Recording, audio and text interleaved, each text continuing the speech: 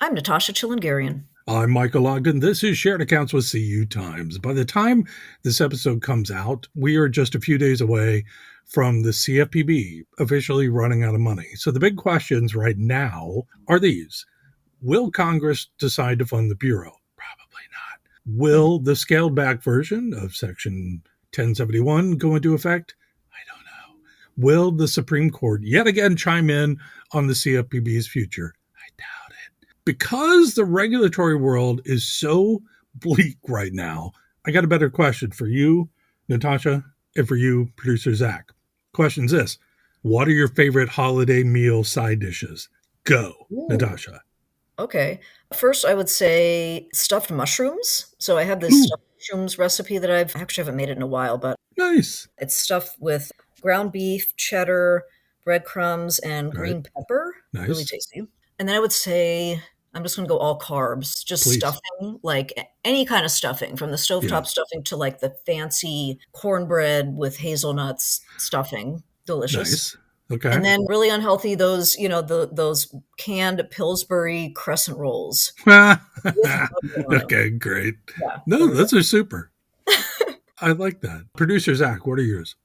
I was gonna say just macaroni and cheese, but then Natasha busted out stuffed mushrooms and made me feel It's fine. a little That would be basic. another, that would have been my fourth probably. Yeah. So I'll say to fancy it up a little bit, it's real easy, but stuffed bacon wrapped dates, Sure. Yeah. That's Okay. good. Stuff with what? Like blue cheese? Yeah. goat cheese inside, wrap them in bacon, and do like a drizzle of honey. Okay. And Mm-hmm. people are Okay. always impressed, and they're delicious. And it takes 5 minutes. Huh. Yeah. Okay. Okay. Any more you want to point out? If we're talking Thanksgiving, I'm really not a big It could be Thanksgiving anything. Holiday. fan. Yeah. Yeah. Oh, you're putting me on the spot. That's okay. So, okay, so here are mine. Okay. My favorite side dishes for the holidays, Thanksgiving, Christmas, whatever. Straight mashed potatoes. Hmm. One. Okay. Two, roasted garlic mashed potatoes. Okay. Three, twice baked potatoes. So there's a Those, theme. yep, I All love potatoes. those things. I will only eat those if I'm given the choice. I think they're great. That's what happens when you're a vegetarian at the holidays. You just Right. eat Yeah. potatoes all the time. And I don't No, mind that. But yeah, let's okay. watch our carb levels, people, because That's a we lot. I got was to gonna say start this the is a lot of, show. well, except for the dates and the bacon. Yeah, that's a lot of Yeah. carbs. You two can watch your cholesterol. I got to watch the carbs. Hey, everybody else, welcome to Shared Accounts with CU Times.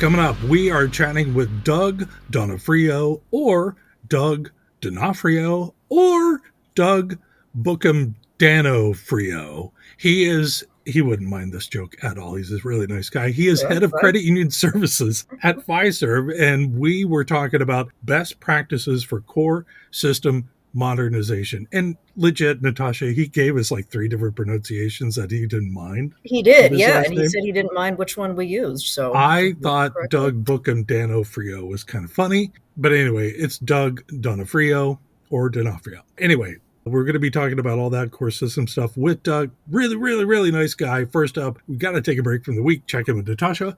Hey, Ian, Hey, Em. you doing all right? I am. I'm Good, doing all right. Yeah, it's been kind good. of a busy, yeah, crazy time for me. Kind Sure. of in between this, kind of doing some pretty hardcore moving related Yeah, tasks. So, which I don't need to get into, but I'm sure everyone knows that moving or fixing up a house is hard and yeah. stressful. So, kind Right of in the there midst in of LA, that. too. Right in LA. Yeah. All right. Well, let's move past that pun. Yeah. Good idea. And what have you been watching? I haven't watched any movies lately. I have been watching some shows. Mm-hmm. So I've had a subscription to Peacock that we have to cancel it because like the price is going way up. So I'm going to Sure. like look for another deal, I guess. I don't know. But anyway, I was like, oh, well, I want to watch some of those shows before it goes away. Watched one. Well, I think mentioned this earlier at Okay. another point too, but it was called Devil in Disguise. It was the scripted series about John Wayne Gacy, the serial All killer. right. Yeah. I mean, very well done, but I mean, just absolutely disgusting. I mean, obviously, it was just I, unbelievable, just a horrific, I scenario. can imagine how Yep, this I know. was. But Okay. I'll say the lead actor did an incredible job Mm-hmm. because the whole time I was watching, I didn't know who it was, and I didn't look up, well, who is this guy? And then Yeah. later on, I looked up who it was, and I realized it was, and I'm blanking on the name, but he was in Severance, the show that we both watch on Yeah. Apple, and playing the brother-in-law of the Oh, main the character. crazy brother who's a Crazy writer? kind of new agey brother, and I'm like, "Oh my god, that's the same guy." I'm like, "Oh yeah, now I Oh, see it," but I had no idea. Like, wow, he did an incredible job because it was like very okay. convincing. I'm Googling who that is. Yeah. Severance cast. Michael Chernis Okay. is his Yeah. name. Sure. He was Okay. also in a great show called Patriot. Oh It's yeah. on Yeah. Amazon and also played a lunatic brother. Okay. Yeah, good He's actor. only plays lunatics apparently. Yep. Anyway, so watch that. Another one I watched, just kind of binged over this past weekend, was called All Her Fault, and based on a book. It's with Dakota Fanning and Sarah Snook, I think is the other, who's like the lead. Oh, yeah. Okay. I know And what you're talking about. it was good. It's about a boy that goes missing, and I would say it was kind of lifetimey, kind of overly melodramatic. And Okay. also, I felt the storyline was just overly complicated. Like, it didn't need to be so complicated. There was too much Hmm. going on. That would be my critique. But otherwise, it Okay. was, if you just want something laid back, kind of a Nice. guilty pleasure type watch, Sure. it was good. Okay. Yeah. What about you? You know what? I revisited a noir film Oh, from 1955. I think that's oh correct. wow. That's Yep, cool. 1955. Yeah. It's a French movie called Diabolique. Diabolique. Oh, okay. And it's about these two women who have plotted to kill this man, and nothing's as it seems. It's the whole, there's a big switcheroo and stuff. Okay. It's a Okay. fun movie. It's like 2 hours long. It's French. It's very fun. Okay. I enjoyed it. You know what's Uh, funny? So I'm in a hotel room right now taking care mm-hmm. of this house-related stuff. My mom Yep. is with me, and she's talking in the background about that movie, saying how good it was. Oh, it's a great movie. Great movie. So, I'm glad mom's you like first it. time sort of on the pod, but anyway, Yeah. she approves. Okay, great. Diabolique. Okay, you and your mom should Well, watch that's it. fun. It's great. Yeah, okay. And that's what I've kind of been watching. Other garbage, but that's probably my favorite thing Okay. lately. So, Okay, all great. right. Yeah, I think it's on HBO. I've seen it up there, so Yeah, I watched it on yeah. Criterion. So, sure. Oh, okay. It's Cool. probably on HBO too. Yeah. Yeah. Okay. All right. Well, let's switch gears now to the interview. I agree. Let's do it. Doug was a great guy, very smart, and also just very fun. A few things that stood out, just to kind Hmm. of give a little preview of what's coming. Shared a very cute story about when he first learned about what credit unions were all about. Yeah. It was a very cute story involving him and his mom. Mostly he really gave just a really great deep dive into the best practices around core system modernization, and also Right. just why the core is so much more than just technology, and why it's important to everything from the employee experience to achieving member growth that a credit union is looking for. Hmm. Final thing that I'll tease out here, you get to find out which reality show he recently binged with his daughter. Throwback. And Yeah. I mean Okay. binge as in like Yeah. over 20 seasons. So Yeah. Yeah. stay tuned. We have all Right. that coming up next. Hey, listeners, the CU Growth and Innovation Summit is where credit union leaders can tackle real challenges such as AI, lending, compliance, and a lot more. It's a really fun show. I was able to go down there last year. It's all peer-led, action-focused. There are no slideshows, just smart strategy and great conversations. It is happening February 9th through 11th in Oak Brook, Illinois. That's just outside Chicago. You can register now at cugrowthsummit.com. That's cugrowthsummit.com.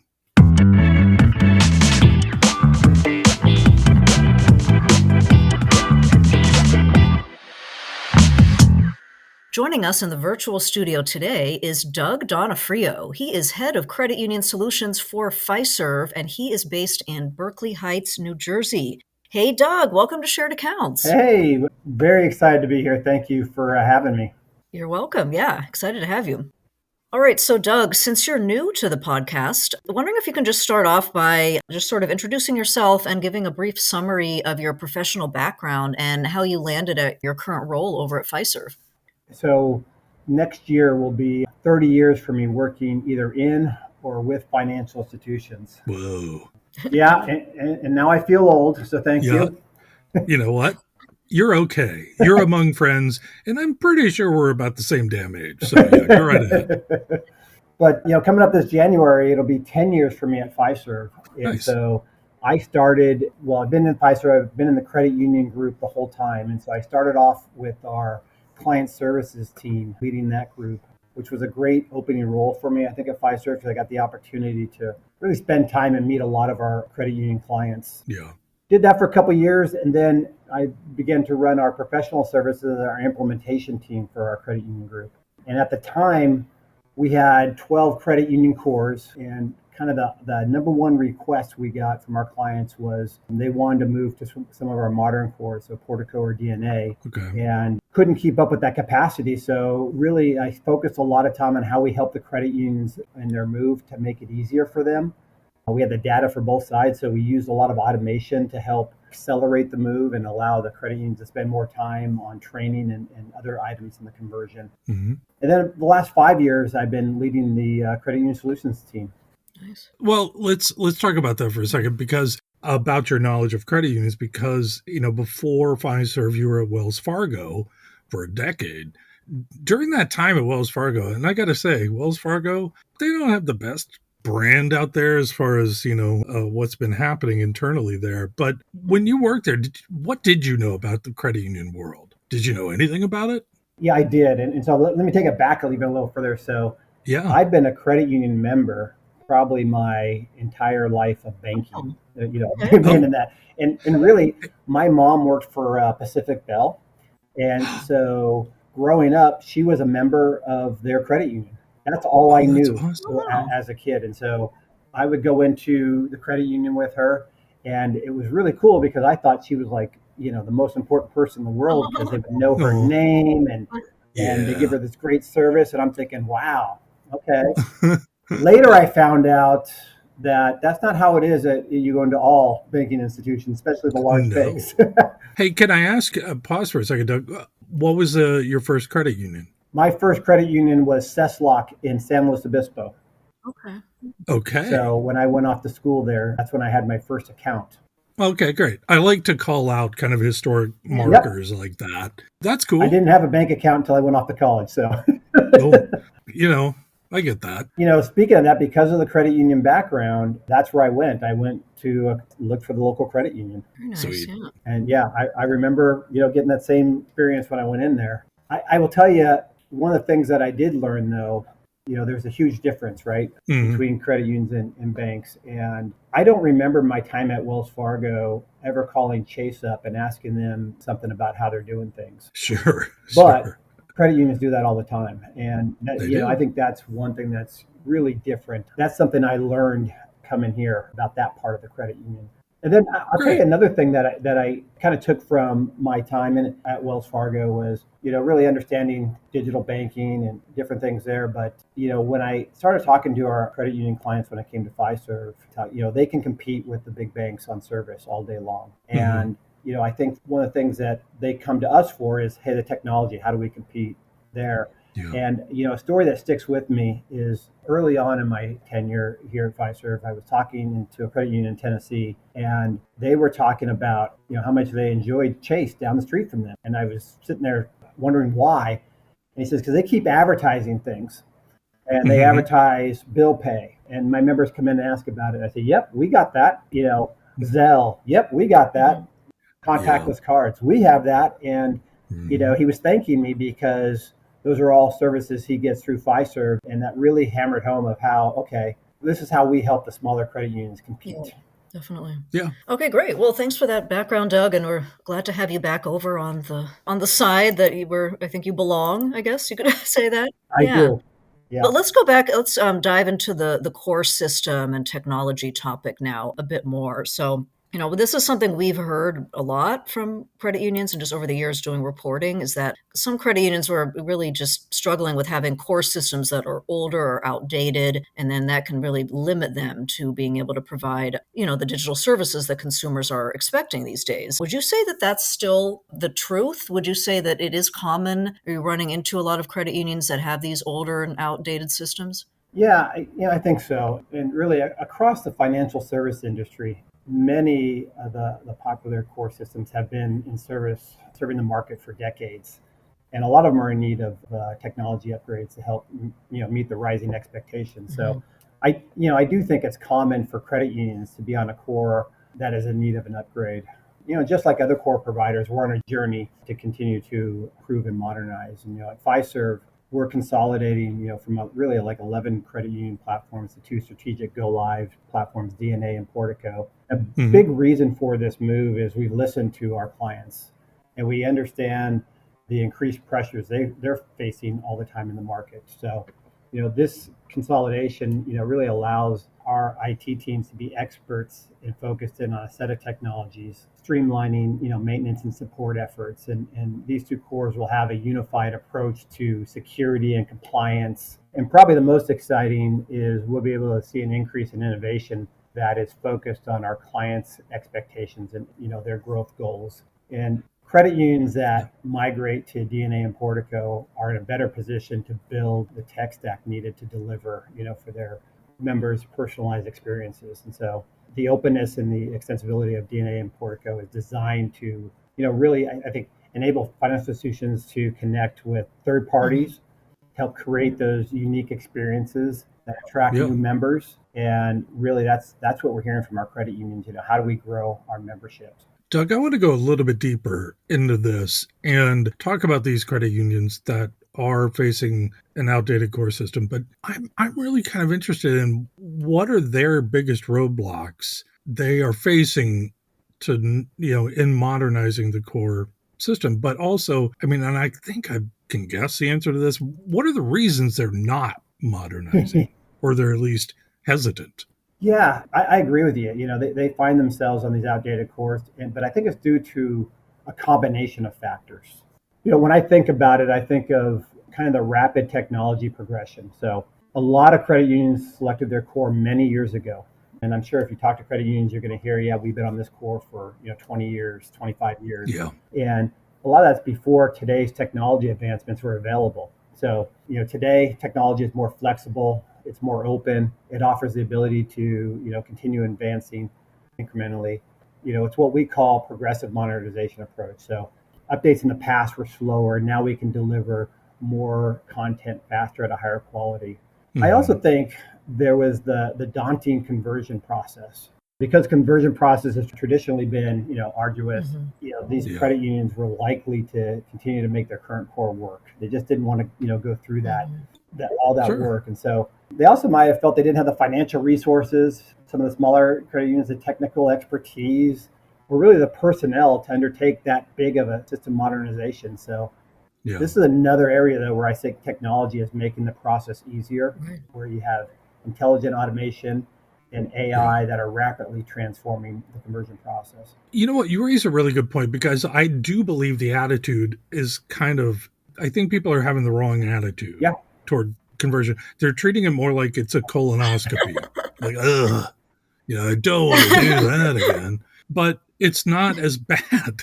Yeah, I do think it has gotten a lot better. And, I think I think one other reason, and then I'll talk about some of my thoughts on the roadblocks a little bit. Please. Prioritization, I think, has been tough for them too, because Yeah. I think from a standpoint, core modernization has probably taken a little bit of a back seat because, when you talk to credit unions, hey, let's navigate our regulatory and our compliance requirements first. That's going to take precedence. Mhm. And then security is always, top of mind. And so in the past few years, I'd say many the credit unions, really coming out of COVID too, have said, okay, we got to turn our focus to digital transformation.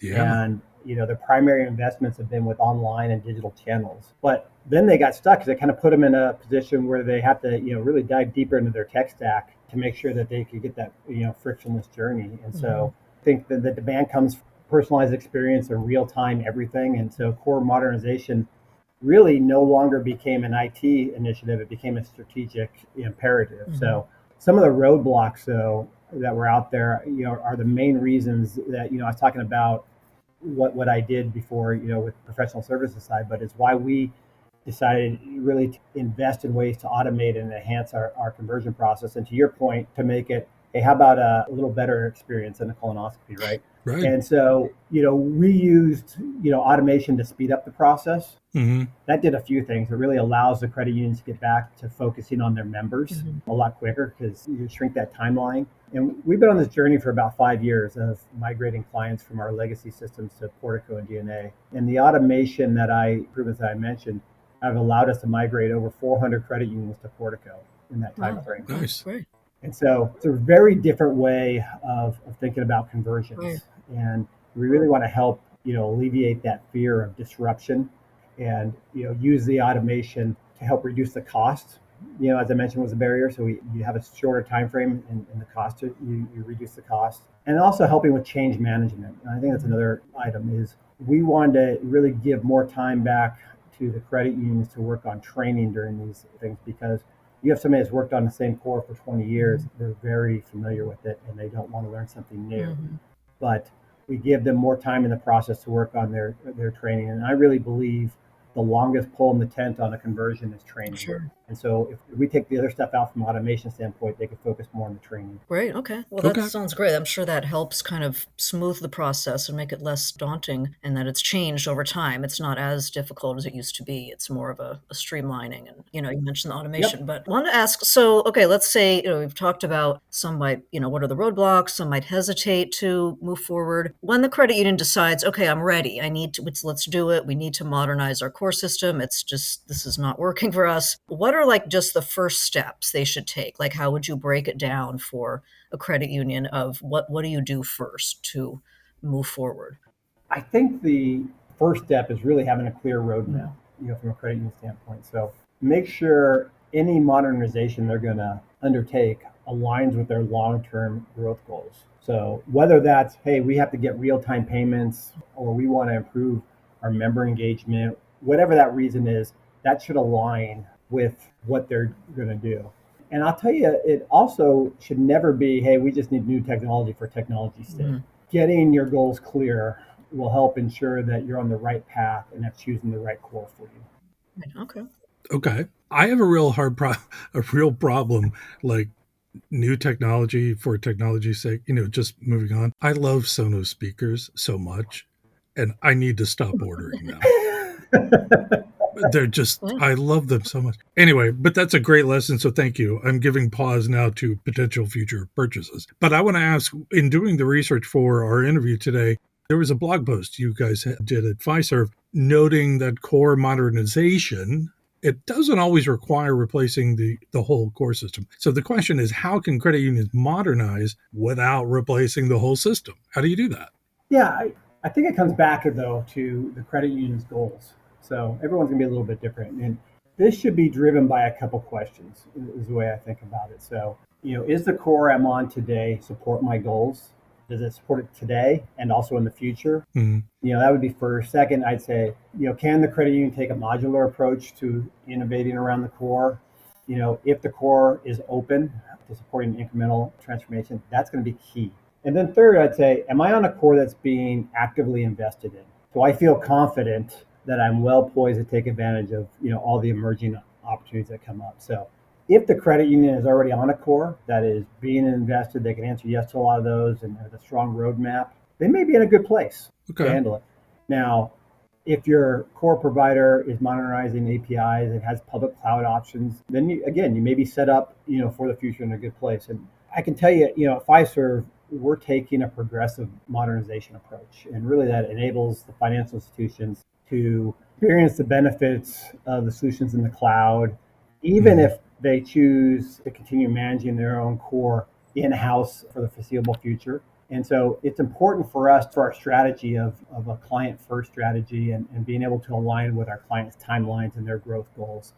So I would say for those that aren't ready to move everything into the cloud right away, it's also safe to say you could probably leverage some cloud native components for your tech stack today. So this is a different way of thinking about core, a different way of building and delivering software. For example, part of our core modernization strategy, the core UI and many of the surround components could be containerized, and run in the cloud. And so one area we're seeing efficiencies with this is we can build cloud native components once and deliver that in multiple Fiserv cores via our APIs. And so not only does this accelerate development because we don't have multiple teams building multiple times, but it also can be rapidly deploy investments, and we can deliver the best of the best solutions to our clients. So, Doug, let's go back to that concept that you did bring up briefly a little bit earlier. Just the concept of, consumers expecting real-time everything these days,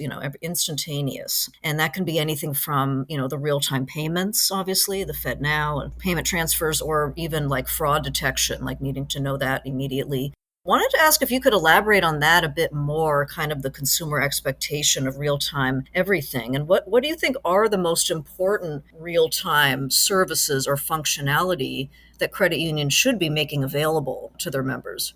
Yeah, you're 100% right. Members definitely have high expectations for real-time services, especially in their digital banking. And Yeah. so, when I think of some of the real essential real-time functionalities that credit unions should be considering, first thing that comes to mind for me is like instant account notifications, enable real-time alerts for transactions. You get a balance change, key account activities, ensuring members are always informed of what's going on. And then, of course, real-time payments and transfers. I think that's an expectation today. And so implement a system that allows for immediate fund transfers between accounts, as well as payments to third parties, leveraging, the technologies, ACH, Zelle, the real-time payment network is definitely ones they should be looking at. I'd also say you mentioned that, fraud detection and alerts. So utilizing, the nice thing is you can utilize, artificial intelligence and machine learning to help monitor these transactions in real time. And it'll alert members of suspicious activities instantly. All right, Doug, following up on that a little bit, what should credit unions consider? At least, what do you think about that they should think about when modernizing their core system to really ensure they're going to have the right tools in place to roll out real-time services and the functionality that their members want? Yeah, no, I think it's a great question, and I look at it. It's really about embracing open flexibility and support. And so, what I mean by open is APIs for easy integrations. Flexible means cloud microservices for rapid deployment, and support. Yeah. Really having a strong partnership in tools to keep everything running smoothly. And I'd also throw in another one is a strong community. And I mentioned earlier about how the credit unions, definitely share with one another. I think having a mechanism to share within the credit unions on the core is really important. And, one of the examples I'll share is, on our Portico core, we have a listserv called Portico Talk. And so basically you have over 600 credit unions, on there that might ask a question. And it could be something like, hey, I'm looking at this third party and want to use them. Does anybody else use them? And they'll get 15, 20 responses of hey, I'd love to know that. Or I mean, anything from like, what kind of hours do you have on a Saturday? But it's such a cooperative network. So I think that's huge as well. Sweet. Yeah.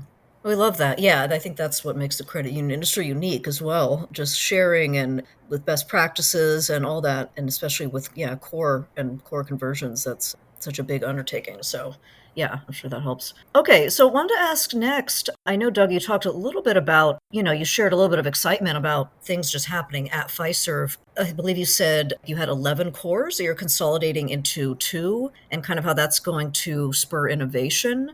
So I was wondering if you could talk maybe a bit more about that, and what are you most excited about right now at Fiserv in terms of how you're modernizing the core for credit unions? Yeah, no, thanks. This is a fun topic for me. First I'd say, I think about kind of an approach that we look at, hyper personalization. So all of us, right? Especially the next generation, we're all craving that next level experiences. And so This really means the insights needed to deliver hyper personalization and real time posting. You really create that immediacy and take some of the process out of the member interactions. Members want a banking experience that looks like them, that aligns with their needs.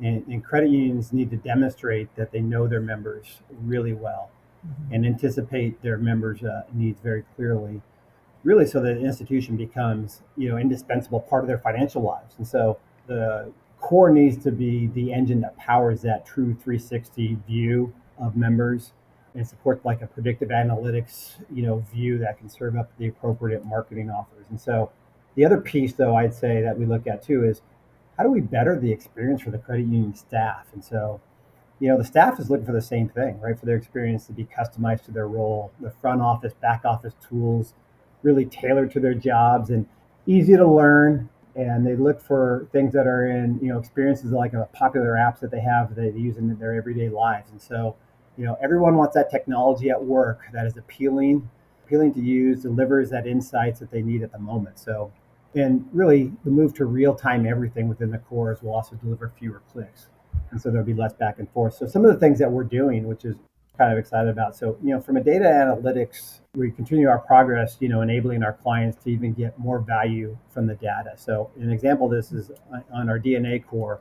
We have a component that leverages data from past member interactions and activities to start predict, why is the member visiting the branch? Why are they calling the call center? And so we expect to continue to work on this and start using data that surrounds solutions and Gen AI, from our surround solutions and Gen AI to further support, the employees to improve that member experience. And then we also look to continue, our flexibility around our user interfaces platforms. And so this enables the clients and the fintechs to tailor their experience to best deliver for our credit unions. So we often see where employees have 20 to 30 different applications to do their job.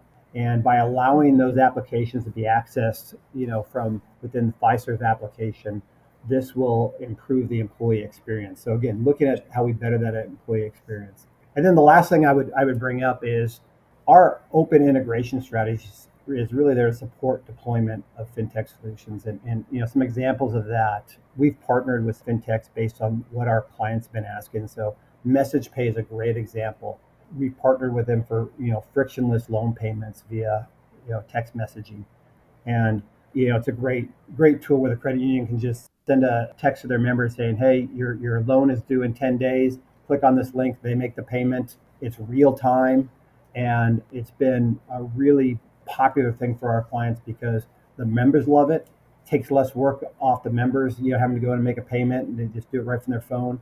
And for the credit union staff, it's a lot easier for them. So we cut down on that. So those type of things is really what we're excited about, ways of helping our credit unions. Yeah. Last question in this part of the interview, Doug, what lessons could credit unions learn from other credit unions that are, kind of quote, doing it right in terms of managing their core system in a manner that's really setting them up for success and growth? Yeah, great question. I get asked that question a lot in various forms of that question, of course, right? A lot of times from our clients, but I think there's like 5 or 6 ways that I suggest. Different things I talk about often. I think one is embrace technology upgrades, and really what I mean by that is credit unions that consistently invest in technology tend to outperform their peers, but staying current with their core system upgrades definitely enables better service, enhanced security, and improved operational efficiencies. And so, I would tell them, hey, work with your core provider on optimization reviews. So one of the things that we do, every couple of years, we'll work with a client and go on site and just look how they use their core. And then we'll provide them feedback on ways they can be more, efficient and utilize it, all the features of the core. So it helps them stay up to date on what's happening. The other thing I would say is really focus on data utilization. Successful credit unions are really harnessing their data analytics to gain insights in their members' behavior and their performances and a lot of their trends. Yeah. And so by able to take that information and get into actionable intelligence, they can tailor their products and services to their members. And I think that's really drives engagement and loyalty. Prioritizing the member experience. So those credit unions that really prioritize a seamless and personalized member experience as part of their core conversion strategy. seeing much higher satisfaction Right. rates. Example of that is the message pay example I just gave you, right? So that came across because, how do they improve their member experience? Right. Collaborate with your tech partners. I will tell you, I think forming a strong partnership with technology partners really facilitates smoother integrations and, really successful relationship. And I tell you, every time I talk with our clients, I reference our partnership. I view my job as really helping credit unions grow and helping them serve their members. I mean, that to me is a true partnership. And then, the last thing I would throw in there is, invest in the training and development. So ensure the staffs are well trained in using that core system. And that is critical because when the staff knows their core and they know everything it can do, the the member experience is going to be, much better. Okay, great. Well, thanks so much, Doug. That was a really great way to explain everything and some great tips in there. And also, I I think like it it. really helped explain the core really is the heart of everything, right? It's more than just technology. It seems like it touches so many things and leads Yep. to these results that the credit unions want to see. So, okay. All right, well, let's move on from the business talk here and move on to our second part of the interview, which is our fun part, because it is going to be all about you, Doug. Are you ready? Oh, I'm ready. Yeah. Let's go. Okay, great. Okay, so I know you are currently in New Jersey, but what is your hometown? Where did you grow up? I grew up in a little tiny town. Well, no, it's not. So I grew up in Northern California, the Bay Area, a town called Menlo Park, which Oh, I would tell wow. you when I grew up there, I felt it was a small town. And then this company came there called Facebook. Oh, And, yeah, yeah, them. and Sure. now looks a lot different than it did when I was growing up there. Wow. Okay. Amazing. So, well, I was just going to ask, I assume you've been back since Yeah, you my left. daughter lives there Yeah. now, which is funny. My Oh, oldest daughter is a school Okay. teacher in the area, and so she lives in Menlo Park. So she's like, just like you, Dad. I said, yeah, it's a little different than when I was there, but yes. Amazing. The property Oh, it's taxes a are a whole little yeah. different as oh well. boy. Well, let me ask that. Also, what's your daughter's name? My daughter, her name, Yeah. Michaela. Michaela, what grade does she teach? She teaches first, second, and third grade music. Oh, Oh, that sounds music. so Yes. Yay, Michaela. Yeah. She was a chemistry and a music major, dual major at Cal Poly in San Luis Obispo. She chose wisely. Yes, she Music. loves music. Great. Can I ask, what was your high school name? I went to a Catholic school, St. Francis, and we were the St. Francis Lancers. St. Francis Lancers. Lancers. Like for taking a mole off, very safe. Yeah, that or a guy on a horse with a That that kind of too. Lancer. Yeah. Right. What were your colors? Brown and gold. Okay. Yeah, a little rough. Okay. Yeah. Yeah. Okay. That's The fighting Lancers. so Okay. old, Great. mine was It the is. Cavaliers. It was also like someone was standing there with a shield and a Oh sword, yeah. and I was like, what this is, but anyway. Right. Yeah. Okay. It's always Okay. fun to look back on that. Nice. Okay, next question. This is a fun one. So, as we're recording this, we do have Thanksgiving next week in the US, right around the corner. Oh my God. 1 week. Yeah, exactly, from today. Doug, Yeah. what is your favorite Thanksgiving food or dish to cook or eat? And you can name more than one if you want. Well, it's not something I cook. And so let me, I'll go a little bit back. So my oldest daughter's out in California. I'm a true girl dad. I have Oh, four daughters. wow. Oh, Okay. okay. And I have one that just graduated college. I have one that in graduate school. And those two are living at home right now because one at graduate Okay. school is going to school right by the house. And then the other one just Yeah. graduated college and she's working. And then I have a sophomore in college. And so to me, when they come home, they'll all be home next week, and they all will bake. And so they'll be in the kitchen together. They'll start and they'll do all kinds of different cookies, and then they'll do some pies. Yeah. And so two parts I love about that. One is I love eating the cookies and the pies. I mean, that's probably my favorite part of it.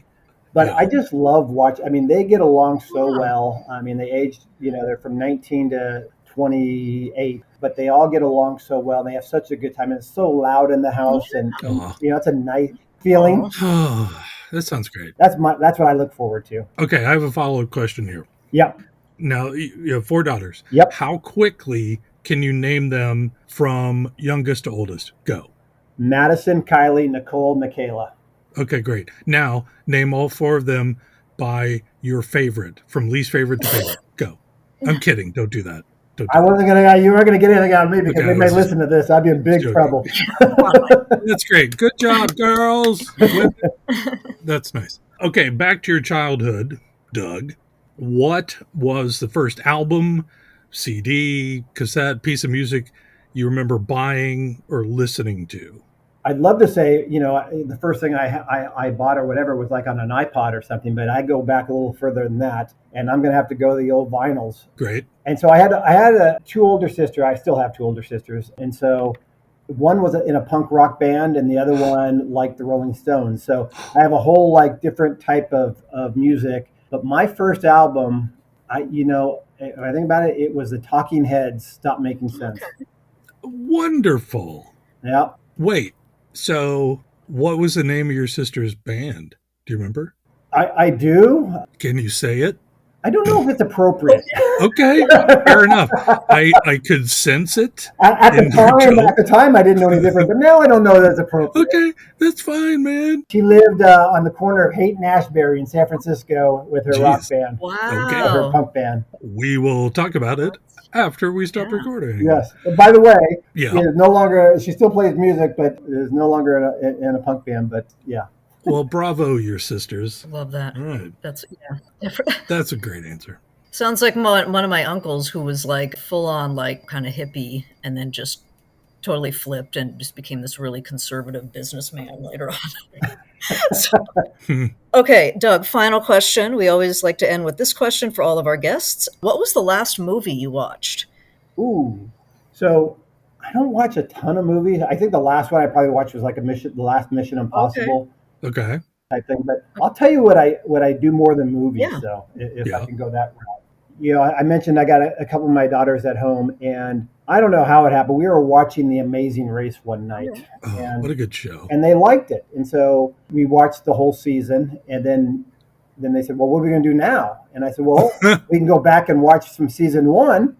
And so we started from season 1 forward. We started watching that's our thing we do. When it's not on, regular showings, we go back and watch, the old seasons. Now, the funny thing is they say, "Whoa, what's wrong with the TV?" And I said, "Well, back then, you didn't have Yeah. these type TVs, so it's only in partial screens and Right. all that." But yeah, we're through about 15 seasons of it, and Jeez, that man. we always talk about, I say, if I go on it, which daughter do I take? But, I need a mixture of all of them. Back to like that favorite daughter question. Some don't like heights, some don't like to travel, but others Yeah. are good at that. I need that one combination of all 4. Right. Yeah. I remember I loved that show. I remember watching the first season, when it came out, and it was great. And then 9/11 happened, Exactly. and it changed the whole game, and I was bummed about it. But Yeah, it was still a great show. so I had to explain that to them, right? Yeah. We went through because we were watching the first one, and they're like, "How they get through the airport like that?" I said, Right. "Well, it was a little different back then." Yeah. Oh, what a great, I love your family very much. This Well, is thank fun. you. This is nice. Okay. Okay. Awesome. All right. Well, I think we're about out of time here now. So, Doug Yeah. Donofrio, Head of Credit Union Solutions for Fiserv, thank you so much for coming on the show today. This was wonderful. Great insights. And it was a lot of fun getting to know you. Well, thank you. Thank you for having me. It's been great. Thank you, Doug. And to all of our listeners, thank you for downloading today's show. Please subscribe to Shared Accounts with CU Times and all the normal podcast places. And please share the episodes with everyone you know, coworkers, friends, relatives. Make sure to share it around your holiday dinner table sometime this season. Yeah, I do that. Feel free to rate us 5 stars only. As always, thank you so much to our producer, Zach Nyheisel. Thanks, Zach. Join us again next week for a new episode of Shared Accounts with CU Times. Until then, thanks for listening.